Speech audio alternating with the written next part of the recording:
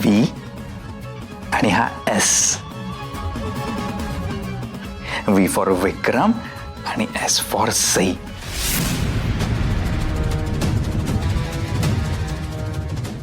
काय करू आता, कशी जाऊ मी? या ओमीने ड्रायव्हरचं काम जरी केलं नसेल तरी खबरीचं काम कमाल केलंय. ही न्यूज माझ्या उपयोगाची नाहीये, पण एबी अंकलला सांगायला पाहिजे.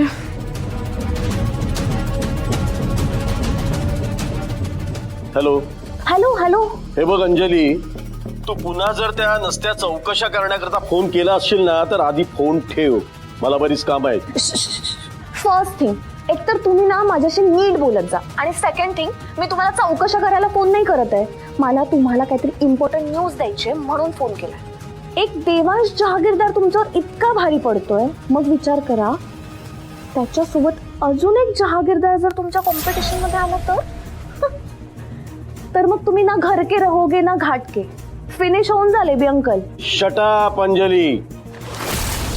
आधी एक गोष्ट नीट लक्षात ठेव, या एबीला संपवणारा माणूस अजून जन्माला यायचा आहे. तू काय त्या भैरवी बद्दल सांगत होतीस का? तिला तिच्याच घरातून हाकलून दिलंय, या दुःखात ती रडत बसली आणि मला तिला घाबरायची काही गरज नाहीये, कळलं? कसं आहे ना, मी ना त्या बॉबकटवाल्या बाईबद्दल बोलतच नाहीये. मी बी शरद जहागीरदार बद्दल बोलते. शरद जहागीरदार देवांश इंडस्ट्रीमध्ये परत येत आहेत. काय?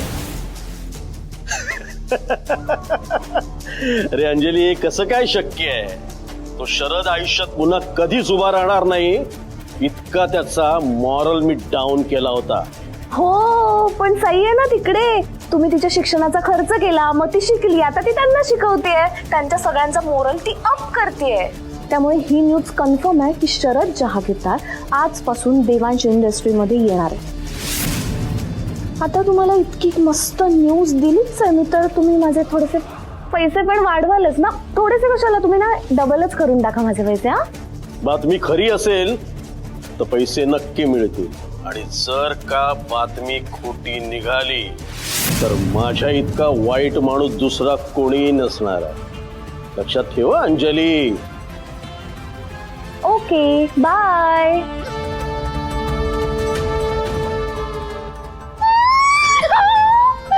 एसी एसी एसी एसी, नुसतं मनी मनीची बारिश होती. मनी येऊ नये का माझ्या लाईफ मध्ये? पैसा पैसा पैसा.